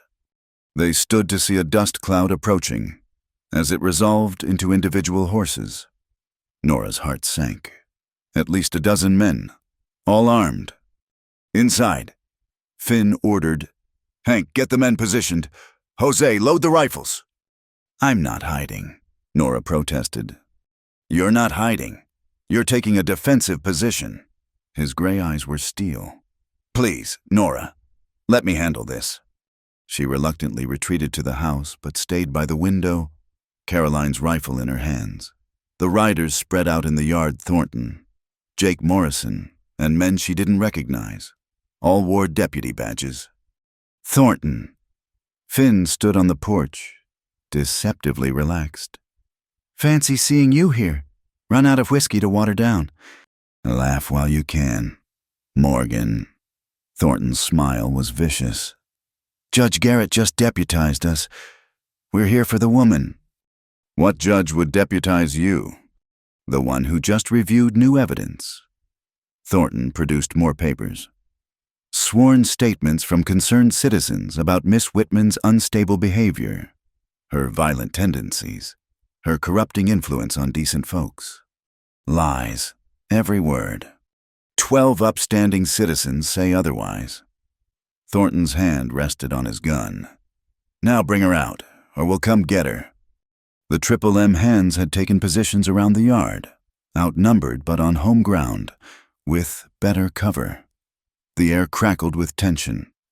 You want a war? Thornton. Finn's voice carried clearly. Because that's what you'll get. First man who moves toward this house gets a bullet. You'd die for that pants-wearing whore. The insult had barely left Thornton's mouth when Finn drew. The shot knocked Thornton's hat clean off, leaving him frozen in shock. Next one goes between your eyes. Finn said calmly, "Any other comments about Miss Whitman's character?" "You're all witnesses," Thornton spluttered. "He fired on a deputy." "I fired on a trespasser making threats." Finn hadn't holstered his gun. "You've got 10 seconds to get off my property." "This ain't over." But Thornton was already backing his horse away. "We'll be back with more men, federal marshals, whatever it takes." The deputized mob retreated, but everyone knew it was only a temporary reprieve. As the dust settled, Nora emerged from the house. "They'll make good on that threat," she said quietly. "I should leave. Disappear before—" "No." Finn holstered his gun and turned to her. "Running makes you look guilty. We stand and fight. People could die. Your men could die. For what, so one woman can wear trousers? For the principle that people should be free to live as they choose without being persecuted." He cupped her face gently. "For you, Nora, because you matter." She leaned into his touch before catching herself and pulling back. "We need help. Legal help." "Already thinking ahead? Good." He turned to Hank. "Send riders to Austin, San Francisco, and that lawyer Peterson recommended, fast horses, and have them go armed." The next hours passed in preparation. Windows were boarded, ammunition distributed, watches set. The ranch transformed into a fortress. Through it all, Nora worked to find legal counters to their opponents' moves. "Here," she said, showing Finn a passage in the territorial law books. "False swearing is a felony. If we can prove those statements are lies—" "Which they are." "Then Thornton and the others face prison." She made notes rapidly. "We need witnesses, people who'll testify to my character, my stability." "You'll have them. Every hand on this ranch will speak for you. They need to be seen as impartial. Ranchers from the association meeting who benefited from my work, the banker who's seen my accurate accounting, Mrs. Jameson." She broke off as riders approached again, but this time it was Peterson and 3 other ranchers from the association. "Heard Thornton's causing trouble," Peterson said without preamble. "Came to offer support. That woman saved half our ranches. We won't let them railroad her." Relief flooded through Nora. They weren't alone. As night fell, more allies arrived. The banker brought territorial law precedents. Mrs. Jameson came with 5 other ranchers' wives, all ready to testify. Even Sam Morrison showed up, shamefaced but determined to speak against his brother's lies. "It ain't right," Sam said simply. "Miss Whitman never hurt nobody. Jake's just bitter about losing the auction." They organized watches through the night, but no attack came. Dawn brought unexpected hope, a telegram from Massachusetts. "No doctor. Marcus Worthington in Boston Medical Registry. No Eleanor Worthington in state records. Documents confirmed fraudulent." Better still, Henry Whitman had contacted the territorial governor, who was sending a federal marshal to investigate the false charges. "It's not over," Finn warned as Nora read the telegrams. "Thornton won't give up easily. Men like him never do." "Then we'll be ready." She looked around the room at their gathered allies. "All of us." Peterson raised his coffee cup. "To Miss Whitman, who showed us that courage comes in trousers as well as skirts. To the Triple M, added Mrs. Jameson. For standing on principle. As the others echoed the toast, Nora caught Finn's eye. He smiled, that rare, transformative expression that made her heart skip. They'd won this round. But the war wasn't over. Thornton and his allies would regroup, find new angles of attack, but surrounded by friends she'd never expected to have, supported by a man whose integrity humbled her. Nora felt ready for whatever came next. The Triple M had given her sanctuary. Now, it gave her an army. Not of soldiers, but of people who believed in justice, fairness, and the radical notion that a woman should be free to wear whatever she damn well pleased. Let them come? She had work to do, and no small-minded bigot was going to stop her from doing it. Not while Finn Morgan stood beside her. Not while good people were willing to fight for what was right. The sun rose fully, painting the ranch in golden light. A new day, bringing new challenges but also new strength. Nora had spent too long running from who she was. Here at the Triple M, she'd make her stand. The attack came at dusk, 3 days after Thornton's failed attempt with the deputized mob. Nora was in the office updating ledgers when she heard the first shot crack through the evening air. The pencil fell from her hand as she grabbed Caroline's rifle. "Stay inside," Finn shouted from the yard, already moving toward cover. Through the window, she saw them 3 riders wearing bandanas over their faces, circling the ranch at full gallop, firing at anything that moved. One of the hands, young Tom, whose wife was expecting, clutched his shoulder and stumbled behind a water trough. Nora didn't think. She kicked open the office door and stepped onto the porch, rifle raised. The lead rider was drawing a bead on Finn, who was pinned behind an overturned wagon. She squeezed the trigger. The shot caught the rider's shoulder, spinning him in his saddle. He cursed a voice she recognized despite the mask and wheeled his horse away. The other 2 followed, apparently unprepared for armed resistance from the house. "Tom's hit!" someone shouted. Nora ran to the injured hand while others maintained watch. Tom's wound was bloody, but clean. The bullet had passed through the meat of his shoulder. "Lucky," Hank muttered, helping carry Tom inside. "Few inches over?" This wasn't random. Finn's jaw was granite. They knew exactly when to hit shift change. Most vulnerable time. "That was Jake Morrison who I shot," Nora said quietly. "I recognized his voice." "You're sure?" "Positive. He cursed the same way at the auction." She pressed a clean bandage to Tom's wound. They were masks, but this wasn't robbery. This was meant to scare us. Or worse. Maria arrived with medical supplies, taking over Tom's care with practiced efficiency. Finn pulled Nora aside. "You saved my life. That rider had me dead to rights." "I wasn't going to stand by and watch." "I know, but now you've shot a Morrison. Justified or not, they'll use this against you." As if summoned by his words, riders approached under a white flag. Sheriff Barnes, Judge Garrett, and Marshal William Crenshaw, the federal officer they'd been expecting, though not under these circumstances. "Morgan," the marshal called out. "Need to talk, peaceable-like." Finn met them in the yard, Hank beside him. Nora watched from the doorway, rifle still in hand. "Got a report of shooting," Crenshaw said. His weathered face gave nothing away. "Jake Morrison sporting a shoulder wound. Says your bookkeeper shot him unprovoked while he was passing by on public road. 3 masked riders attacked my ranch at dusk." Finn countered. "Shot one of my men. Miss Whitman defended us. Self-defense. Clear as day." "Masked, you say?" Barnes smirked. "Convenient. No way to identify them." "I identified Jake Morrison's voice." Nora stepped forward. "He cursed when I shot him. Same words he used at my auction." Judge Garrett snorted.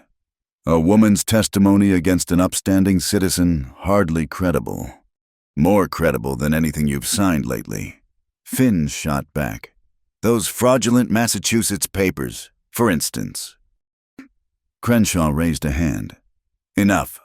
Miss Whitman, I'll need your statement.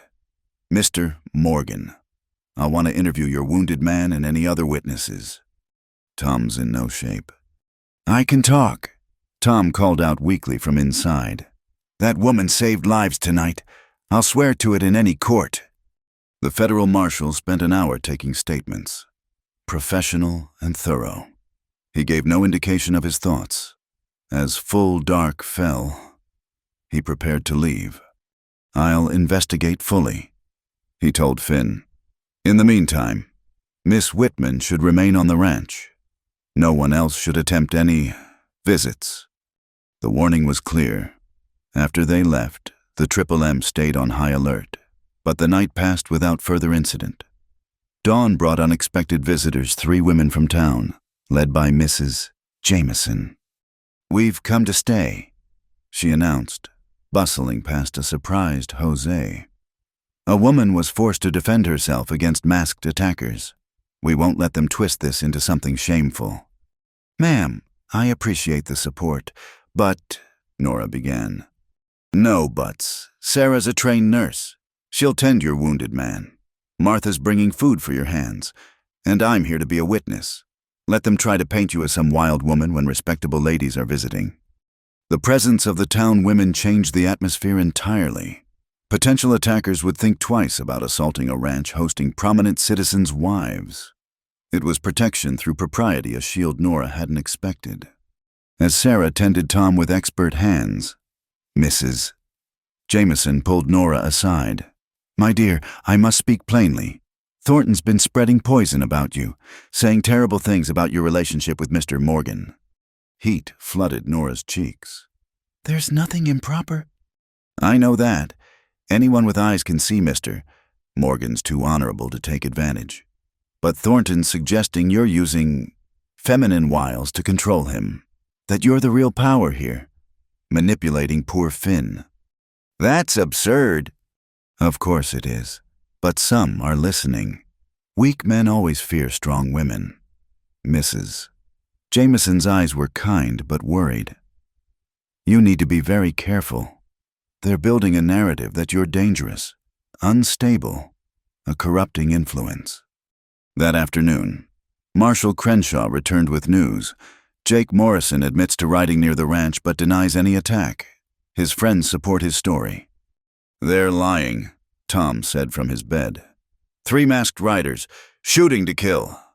I believe you, but it's word against word. Crenshaw turned to Nora. The shoulder wound supports your version. Man shot from below while on horseback, but Morrison's pressing charges for attempted murder. What? Finn exploded. She was defending... I know. The marshal held up a hand. It won't stick, but it means a trial. Public testimony. They'll drag Miss Whitman's character through the mud. Let them try. Nora's chin lifted. I've done nothing wrong. Haven't you? A new voice interrupted. Thornton stood in the doorway. Judge Garrett beside him. Federal Marshal. I have new evidence regarding Miss Whitman's past. This is private property, Finn growled. And I'm here on official business. Thornton produced a letter. This came from Carson City. Seems a woman matching Miss Whitman's description was involved in a scandal there. Wore men's clothes. Worked in a saloon. Caused a married man to abandon his family. That's a complete fabrication. Nora felt the walls closing in. Is it woman named Nora Williams? Similar age. Similar appearance. Similar proclivities. Thornton's smile was poisonous. Unless you can prove you weren't in Carson City last year. I was caring for my dying father in California. I can prove. Can you dead men tell no tales? Finn moved so fast Thornton barely saw him coming. The punch sent the saloon owner sprawling in the dirt. That's assault, Judge Garrett spluttered. Marshal, arrest him. I saw Mr. Thornton trip, Crenshaw said mildly. Clumsy of him. Should watch his step. Thornton struggled up. Nose bleeding. You'll pay for this, Morgan. Both of you will pay. After they left, the Triple M's allies gathered in the main house. The situation was deteriorating rapidly. They'll keep manufacturing evidence, Peterson said grimly. Throw enough mud. Something sticks. We need to go on offense. Mrs., Jameson declared. Investigate them. Thornton's not clean. No saloon owner is... And Jake Morrison's been selling cattle that don't match his herd's brands, Hank added quietly. Been suspecting rustling for months. Finn looked at Nora. What do you think? She considered their options. We document everything, every lie, every forged paper, every false accusation. Then we present it all to the territorial governor. Show a pattern of persecution. That'll take time. Then we'd better start now. The next days blurred together. By day, they gathered evidence and testimonies. By night, they stood watch against further attacks. Nora barely slept, working to build an irrefutable case. The breakthrough came from an unexpected source. Sam Morrison arrived one evening, haggard and determined. I can't stand by anymore, he said. Jake's lost his mind over that auction. And Thornton, he produced a ledger. Jake's been keeping records of his side dealings. Rustled cattle, bribes to Judge Garrett, even plans to force out small ranchers. Why show us this? Finn asked suspiciously. Because my brother shot an innocent man protecting his boss. Because they're planning worse. Sam's voice broke. They're talking about burning the ranch, making it look like an accident. The room went cold.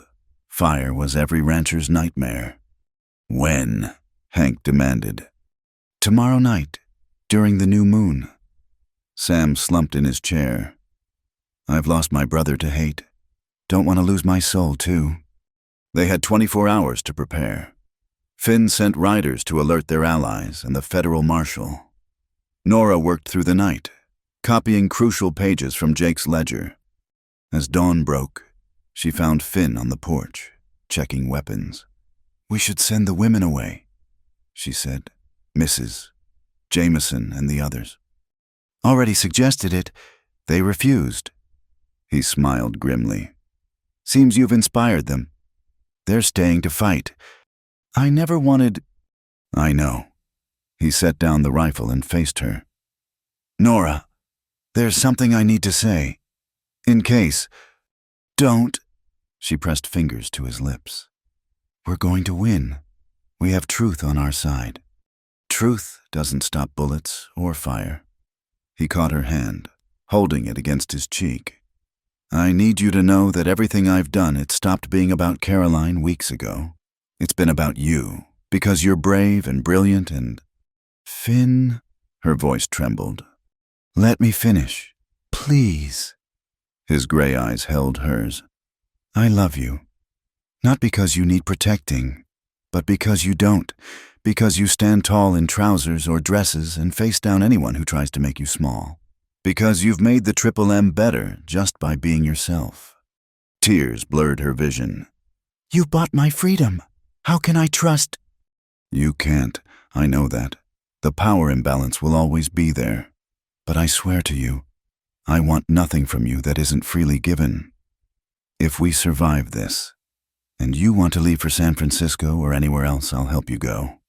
Your choice, always your choice. She studied his face, seeing the truth written there. This man who'd stood between her and harm from the first moment, who'd given her work and worth and dignity, who looked at her like she hung the stars. Ask me again, she whispered. After we win, when I'm not grateful or obligated or scared. Ask me again when I can answer as a free woman with options. I will. He raised her hand to his lips. Now let's go defend our home. The day of preparation passed too quickly. As darkness fell, every person on the Triple M stood ready. They'd faced persecution, false charges, and violence. Tonight, they'd make their stand. Whatever came with the darkness, they'd meet it together. A ranch family forged not by blood but by belief in justice, in freedom, in the radical idea that a woman in trousers deserved the same respect as anyone else. The new moon rose dark and hidden. Somewhere in that darkness, their enemies gathered. But at the Triple M, lanterns burned bright and spirits burned brighter. They were ready. The wire from Henry Whitman arrived just as the sun touched the horizon, delivered by a rider who'd nearly killed his horse getting there in time. Nora's hands trembled as she read it aloud to the assembled defenders. Federal judge in Austin reviewing case. Territorial governor informed of persecution. Coming personally with federal marshals and attorney. Hold fast. Justice coming. H.W. How long until they arrive, Mrs.? Jameson asked. 2 days at least. Finn calculated. We're on our own tonight. They'd prepared as well as possible. Water barrels stationed around the buildings. Bucket brigades organized. Livestock moved to the farthest pastures. Every approach was watched. Every defender armed. The women had refused to leave, instead turning the main house into a medical station and command center. As full darkness fell, an eerie quiet settled over the ranch. Even the usual night sounds seemed muted, as if nature itself held its breath. Nora stood at her assigned post near the barn, Caroline's rifle ready, wearing the practical trousers that had started this whole conflict. See anything? Finn appeared beside her, moving with the quiet grace she'd come to admire. Not yet, but they're out there. How do you know? The horses are nervous, and... She paused, trying to articulate the crawling sensation at the base of her spine. I just know. He didn't dismiss her intuition. Sam said midnight, 3 hours yet. They'll test us first, see our positions, our readiness. As if her words summoned them. A shot rang out from the darkness, then another. Not attacking, just probing, testing their nerve. Hold fire, Finn called out. Don't waste ammunition on shadows. The harassment continued, shots from different positions. War whoops meant to frighten. Torches thrown that fell short of buildings. The Triple M defenders stayed disciplined, refusing to be drawn out. Then, just before midnight, the real attack began. They came from 3 directions at once, riders with torches, men on foot with coal oil, a coordinated assault meant to overwhelm. But Sam Morrison's warning had given them the advantage of preparation. Fire teams, go! Hank's voice boomed across the yard. The bucket brigade sprang into action as the first torches found their targets. The hay barn caught despite their efforts. Flames licking up the dry wood. But they'd moved the hay earlier, the building was empty. A sacrifice to protect the rest. Nora shot at a figure trying to splash oil on the main house, her bullet sending him scrambling for cover. Beside her, Finn's rifle cracked steadily, picking off attackers with methodical precision. The cattle barn, someone shouted. 3 men had broken through, torches held high. Nora swung her rifle, but they were too far, too fast. Maria appeared from nowhere, Jose's old scattergun in her hands. The blast sent the attackers diving for cover, their torches guttering in the dirt. Nobody burns my kitchen, she declared, reloading with practiced ease. The battle raged for what felt like hours, but was probably minutes. The Triple M defenders held their ground, protecting the vital buildings while sacrificing empty sheds. The attackers, expecting easy victory against a sleeping ranch, found instead an organized resistance. Then Marshal Crenshaw arrived with a posse, drawn by the flames visible for miles. Federal officers cease fire or be shot down. The attackers scattered like roaches when a lamp is lit. Several were captured, including 2 men Nora recognized from Copper Creek, but the leaders Thornton, Jake Morrison, Judge Garrett were nowhere to be found. Convenient, they're absent, Crenshaw observed, surveying the damage. Though these men might be persuaded to talk. As dawn broke, the cost became clear. Tom's wound had reopened in the fight, but Sarah's nursing would see him through. The hay barn was ash, 2 sheds destroyed, but the main building stood. They'd held. Miss Whitman. Crenshaw approached her as she helped douse the last embers. I owe you an apology. It's clear you've been the victim of an orchestrated campaign. Will that help in court? What court? The men we captured are singing like canaries. Thornton paid them to burn you out. Judge Garrett took bribes to issue false warrants. Jake Morrison's rustling operation is confirmed. He smiled grimly. They're the ones facing charges now. Relief nearly buckled her knees. Finn's arm came around her waist, supporting without constraining. It's over, she asked. This part is, Thornton and the others will run, but they can't run forever, and with the governor coming. Crenshaw tipped his hat. Ma'am, you've got powerful friends now. Anyone tries this again, they'll face federal justice. The next hours passed in a blur. Allies arrived with the Don Peterson with his men, other ranchers who'd heard about the attack, townspeople shocked by the violence. The wounded were tended, damage assessed, stories shared. Then another telegram arrived, this one from the territorial governor himself. Full investigation ordered. False accusers will be prosecuted. Miss Whitman's rights as citizen confirmed. Formal apology from Territory of Texas forthcoming. Nora read it 3 times before it sank in. Not just vindication, official recognition of her right to exist as she chose. We won, she said wonderingly. You won. Finn corrected. By refusing to back down, by standing your ground, by being exactly who you are. As the day wore on, unexpected support poured in. The banker offered loans for rebuilding at no interest. Ranchers who'd been neutral offered hay and lumber. Even some who'd opposed her initially came to express regret for their part in the persecution. Mrs.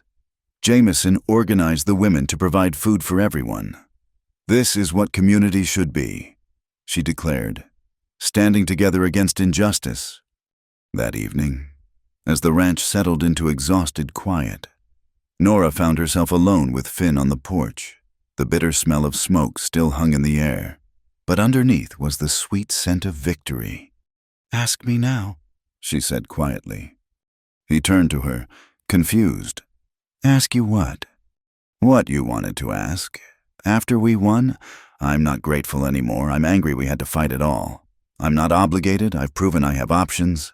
I'm not scared we faced the worst and survived. She met his eyes. I'm a free woman who can choose her own path, so ask me. Understanding dawned in his gray eyes. Nora Whitman, would you consider staying at the Triple M not as my bookkeeper, not as someone I rescued, but as my partner in business, in life, in everything? Partners implies equality. Then that's what we'll have. Your name on the deed alongside mine. Your decisions carrying equal weight. Your choice of clothing never questioned. His voice dropped to a whisper. Your presence in my life as necessary as breathing. She studied him, this man who'd paid $200 for the right to set her free, who'd risked his ranch, his reputation, his life to defend her choice to wear trousers, who looked at her now with love and respect in equal measure. Yes, she said simply. His kiss tasted of smoke and promise, of battles won and peace earned. When they broke apart, she was crying and laughing simultaneously. We need to rebuild the hay barn, she said, ever practical.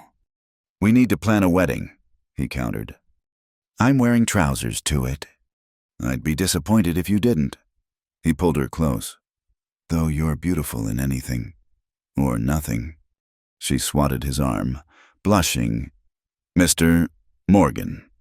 Future Mrs. Morgan. He grinned, then sobered. Or Miss Whitman, if you prefer, your choice. Mrs. Morgan is fine, though I'm keeping Whitman for business papers. N. Whitman Morgan has a nice ring for signing contracts. Whatever makes you happy.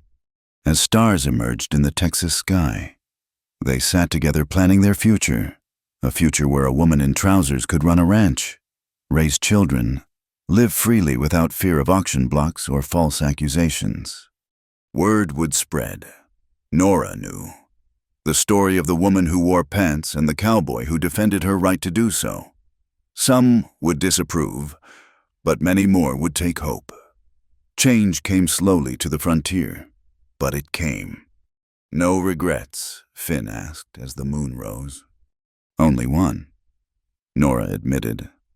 I wish Caroline could have lived to see this, to know her death meant something.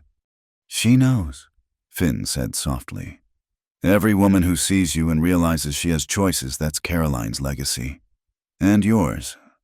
Tomorrow would bring challenges. Thornton and his allies were still at large. The ranch needed rebuilding. Society would continue to resist women who refused to conform. But tonight, sitting with the man she loved, wearing the trousers that had started a war, Nora felt only peace. She'd found her place, not just a ranch where she could work, but a home where she could be herself. The Triple M had given her sanctuary. Now it would give her a future. And somewhere in California, a dying man's daughter had finally found what he'd always wanted for her freedom to live as she chose, wearing whatever she damn well pleased. The stars wheeled overhead, indifferent to human struggles, but beneath them, two people who'd fought for justice held each other and dared to dream of tomorrow. A tomorrow where their daughters could wear trousers without fear. A tomorrow worth fighting for. A tomorrow that had finally begun. 1 year later, the Triple M Ranch bustled with activity as guests arrived for what the local newspaper had dubbed the wedding of the decade.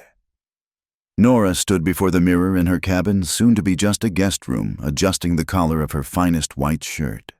The dark brown trousers were new, tailored specifically for the occasion by a seamstress in San Francisco who specialized in women's practical clothing. "You look beautiful," Maria said from the doorway, carrying a bouquet of wildflowers mixed with roses from her garden. "Like yourself, only more so." "Is that possible?" Nora laughed, but her hands trembled slightly as she pinned Caroline's silver brooch to her collar, a wedding gift from Finn. "See, today you glow with happiness. It makes every woman beautiful." Maria handed her the bouquet. "The judge has arrived. Your uncle is pacing like a caged cat. And Finn, that man looks at the door every 5 seconds." Through the window, Nora could see the crowd gathering in the yard. Ranchers and their families, townspeople who'd become allies, cowboys from neighboring spreads, even Mrs. Jameson had closed her shop for the day, declaring that witnessing history was more important than selling ribbons. The territorial governor himself had sent congratulations, along with the promised formal apology that Nora had framed and hung in the office. Richard Thornton was serving 5 years in territorial prison for arson and conspiracy. Jake Morrison had fled to Mexico. Judge Garrett had been stripped of his position and disbarred. Justice had been slow but thorough. "Ready!" Henry Whitman appeared at the door, resplendent in his San Francisco finest. He'd arrived 3 days ago with a wedding gift that had left Nora speechless, legal papers making her a full partner in Whitman Shipping's Western operations. "Just in case ranching ever loses its appeal," he'd said with a wink. Now he offered her his arm. "Your father would be so proud. You've carved out a life on your own terms," just as he always hoped. The yard had been transformed with ribbons and flowers, but the real beauty was in the faces of those gathered. Tom and his wife with their new baby, Hank standing as Finn's best man, wearing his Union medal for the occasion, Jose beaming beside the feast he'd spent days preparing, the ranch hands in their cleanest clothes, several sporting new wives they'd met at the association socials Nora had helped organize, and Finn, standing tall in his black suit, gray eyes fixed on her with an expression of wonder that made her heart race. When he saw her appear in trousers, as promised, his smile could have lit up the entire territory. The ceremony was simple, performed by the new federal judge who'd replaced Garrett.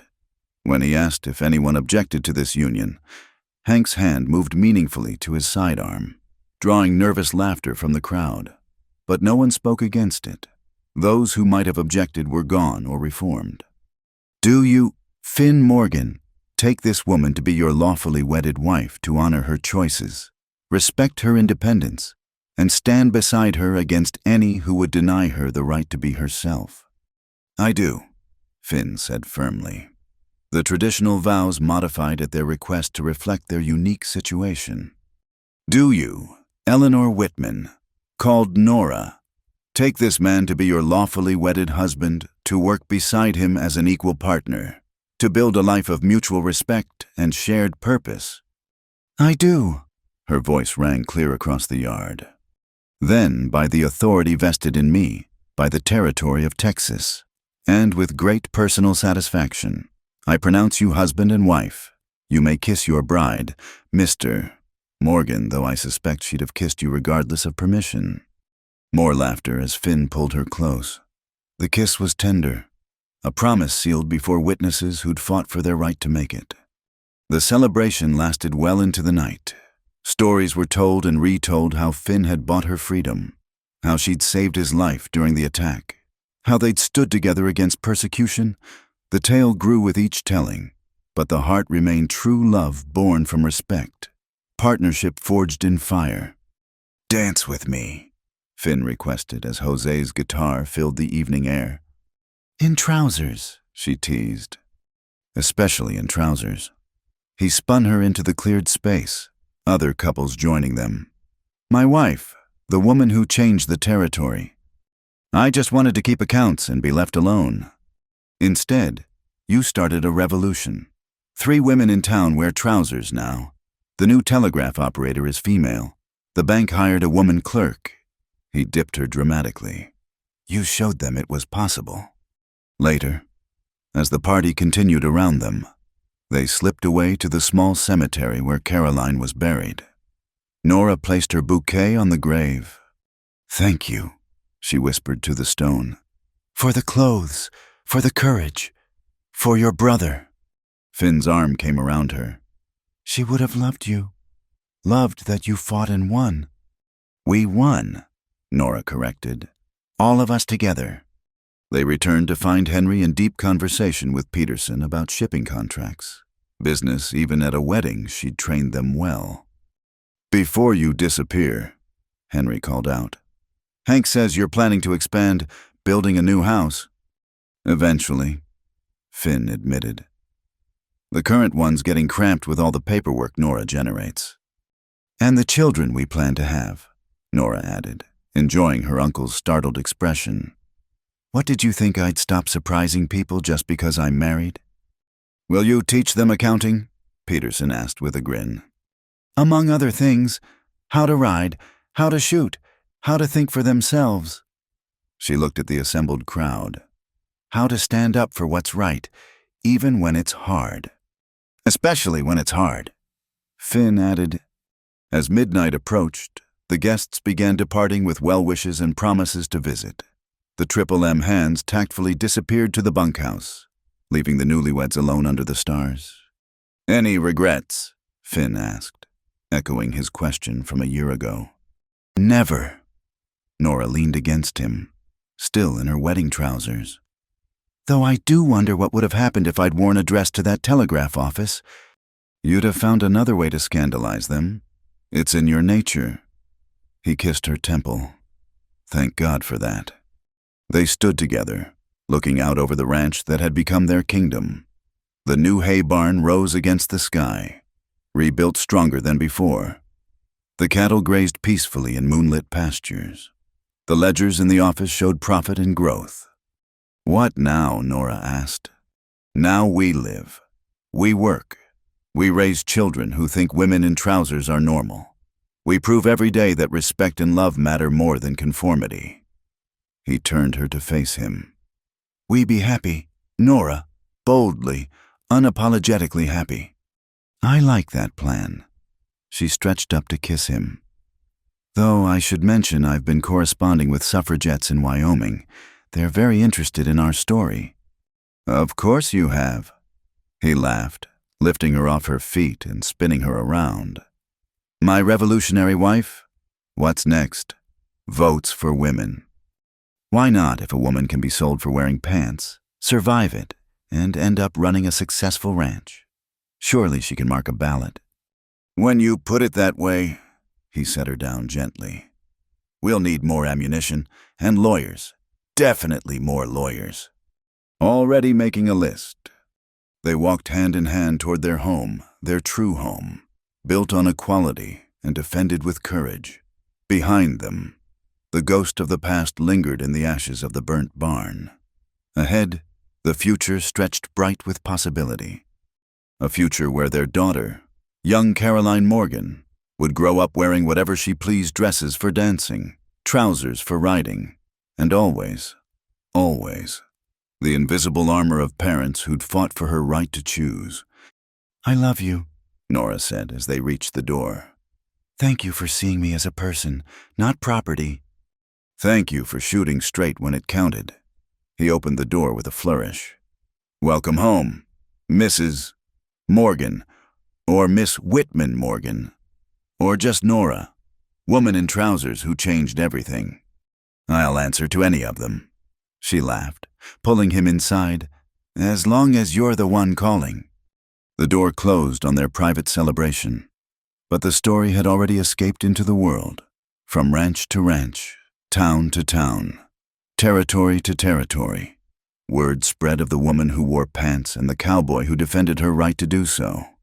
Some called it scandalous, others called it romantic, but for every woman who heard it and dared to dream of choosing her own path, for every man who learned that strength came in many forms, it was simply the truth. Love respects no boundaries, courage wears no uniform, and sometimes the greatest revolution begins with something as simple as a woman putting on trousers and refusing to take them off. The Triple M Ranch stood as proof, and in the years to come, as the American West slowly, grudgingly, inevitably changed. People would remember the auction in Copper Creek and the cowboy who declared, "She can wear what she wants with me." Words that started a story. Words that changed lives. Words that still echo today, wherever people fight for the right to be themselves. The stars wheeled overhead, constant and eternal. Below them, in a ranch house on the Texas plains, a man and woman began their married life as they'd lived their courtship as equals, as partners, as proof that love and respect could overcome any prejudice. And somewhere in the night, the spirit of Caroline Morgan smiled and was at peace. Thank you so much for listening to this Wild West love story. I hope it touched your heart as much as it touched mine while sharing it with you. I'd love to know where in the world you're listening from. Please leave a comment below, and let's connect over our shared love of these incredible tales of courage and romance from the American frontier. If you enjoyed this story, please subscribe to my channel, Wild West Stories 1850. Give this video a like. And don't forget to hit that hype button to help more people discover these amazing stories. Until next time, keep riding toward your dreams, no matter what you're wearing.